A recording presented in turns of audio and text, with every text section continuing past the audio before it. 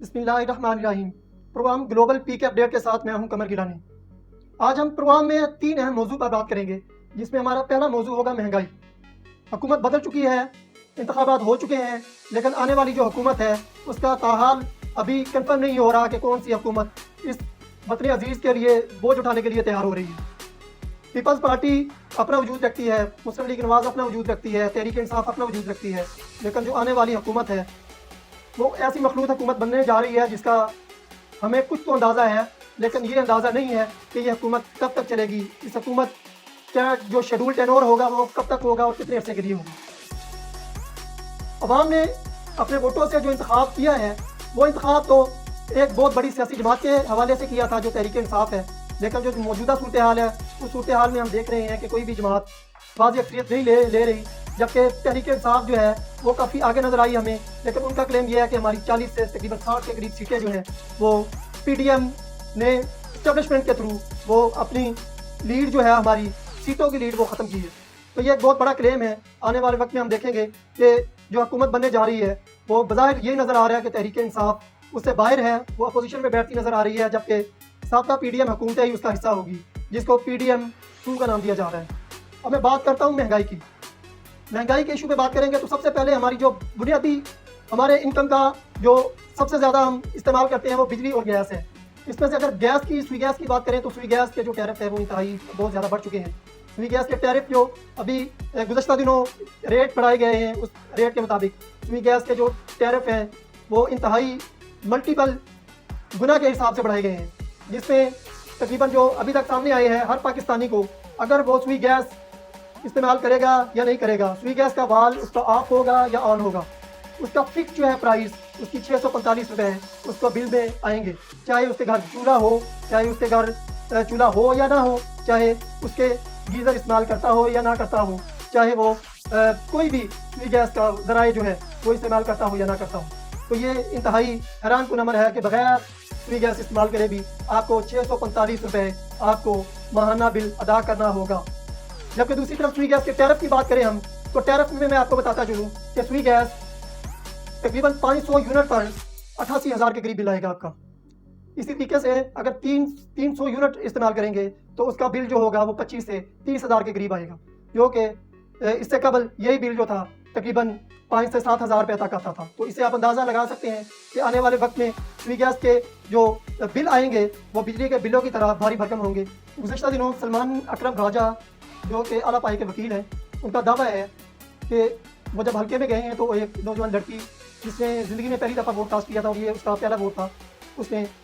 सलमान अकरम राजा को मुखातब करते हुए कहा कि सलमान अकरम साहब, मैंने आपको वोट कास्ट किया है और मेरी आपसे एक ही रिक्वेस्ट है कि आप आने वाली जो हुकूमत होगी वो आप वादा करें मुझसे कि पीडीएम हुकूमत का हिस्सा नहीं होंगे। आप चाहे अपोजिशन में बैठें, आप चाहे जहाँ भी बैठे, लेकिन तहरीक इंसाफ के प्लेटफार्म से तहरीक इंसाफ के लिए मैंने आपको वोट दिया था और तहरीक इंसाफ से अगर आप वादा खिलाफी करेंगे तो याद रखिएगा कि आने वाले वक्त में आपको मेरा या मेरे ख़ानदान का वोट दोबारा नहीं मिलेगा। सलमान अकरम राजा ने उसको जवाब दिया कि मेरा आपसे वादा है कि तहरीक इंसाफ के प्लेटफार्म से अगर आपने वोट दिया है तो मैं इसका पासदार रहूँगा और किसी सूरत भी तहरीक इंसाफ के प्लेटफार्म से या किसी दूसरी जमात को मैं ना शामिल होने का मेरा इरादा है, ना ही शामिल होऊंगा। जबकि ताज़ा जो सूरत सामने आ रही है, तकरीबन 5 से 7 मेंबरान कौमी असम्बली जो है वो हमने देखा पिछले दिनों में मुस्लिम लीग नवाज़ और पीपल्स पार्टी उनके साथ शामिल हुए हैं। जबकि दूसरी तरफ देखें तो पंजाब में पंजाब हुकूमत बनती नज़र आ रही है और आज की तारीख के अंदर हमें कुछ नाम सामने आए हैं जो कि 5 से 6 के करीब हैं, वो पाकिस्तान तहरीक इंसाफ में शामिल हो रहे हैं। उसमें ज़्यादा तादाद जो थी वो इस्तेकाम पाकिस्तान पार्टी की थी और इस्तेकाम पाकिस्तान पार्टी के प्लेटफॉर्म से वो उम्मीदवार जो हैं, तो ये तमाम वो उम्मीदवार हैं जिन्होंने पहले पाकिस्तान तहरीक इंसाफ को छोड़ा और मजबूरी की हालत में तहरीक इस्तेकाम पाकिस्तान पार्टी ज्वाइन की। लेकिन अब सूरत ये है, जब जहांगीर तरीन पार्टी छोड़ गए या परवेज़ खटक पार्टी छोड़ गए तो उसके बाद यही उम्मीदवार जो थे, ये उम्मीदवार वापस पाकिस्तान तहरीक इंसाफ में आ रहे हैं। आने वाले वक्त में हम देखेंगे कि ये उम्मीदवार किस वजह से वापस आए, क्या एस्टेब्लिशमेंट का प्रेशर कम हो गया है या आने वाले वक्त में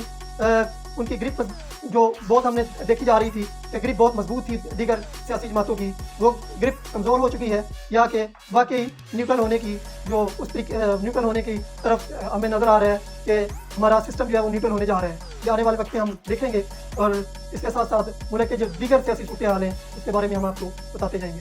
गुज़श्ता दिनों पाकिस्तान तहरीक इंसाफ की शानदाना गुलजार का एक बहुत अहम बयान सामने आया है, जिसमें उन्होंने इंटरनेशनल मीडिया को इंटरव्यू देते हुए बताया कि तहरीक इंसाफ को 3 तरह के ऑफर्स हुए हैं। वो ऑफर्स क्या हैं? वो डील है, डील की ऑफर हुई है, जिसमें शानदाना गुलजार का कहना है कि डील का 3 ऑप्शन दिए गए हैं, जिसमें बानी तहरीक इंसाफ को पहला ऑप्शन ये दिया गया है कि आप पीडीएम जमातों के साथ मिलकर हुकूमत बनाएं और पीपल्स पार्टी, अगर आप चाहें तो पीपल्स पार्टी का हिस्सा बने, अगर आप चाहें तो नून लीग का हिस्सा बने, उनके साथ मिलकर बनाएं और आप अपना वज़ीर आज़म मुंतखब कर सकते हैं, जो कि बानी पीटीआई की तरफ से रिजेक्ट कर दिया गया। दूसरा ऑप्शन उनको एक और दिया गया कि अगर आप चाहते हैं इमरान खान की जो सज़ाएँ हैं वो आप सदर आरफ अलवी को उनको कहें कि आप इमरान खान की सज़ाएँ माफ़ करवाएं। वो इसलिए करवाएं माफ़ कि आप अदालत नहीं जाएंगे, आप अदालतों से इंसाफ नहीं लेंगे, आपने सदर पाकिस्तान से कहें आप इमरान खान को इस्तिस्ना दें, अपनी पावर से इस्तिस्ना दें इमरान खान को। ये एक बहुत बड़ा क्लेम है जो शानदाना गुलजार ने गुज़श्ता रोज़ पाकिस्तान तहरीक इंसाफ के लिए 3 डील ऑफर के लिए उन्होंने दूसरा ऑप्शन ये सामने रखा था। तीसरा ऑप्शन है कि इमरान खान की सज़ाएँ जो हैं, तीसरा ऑप्शन ये है कि वो पाकिस्तान तहरीक इंसाफ अपोजिशन में बैठेंगे और आने वाले वक्त में वो अपनी बारी का इंतज़ार करेंगी, जिस पर शानदाना गुलजार ने दावा किया है। पाकिस्तान तहरीक इंसाफ ने, बानी पीटीआई ने, इमरान खान ने इन तीनों ऑप्शंस को रिजेक्ट कर दिया है, जिसके बाद इस्टेब्लिशमेंट ने मुस्लिम लीग नवाज़ और पाकिस्तान पीपल्स पार्टी को ग्रीन सिग्नल दिया है कि आप अपनी मर्ज़ी की हुकूमत बना सकते हैं और आप जिसको चाहें आप हुकूमत बनाएं और आपको ये काम करना होगा। और आने वाले दौर में अब ये हम देखेंगे कि किस तरीके से तहरीक इंसाफ और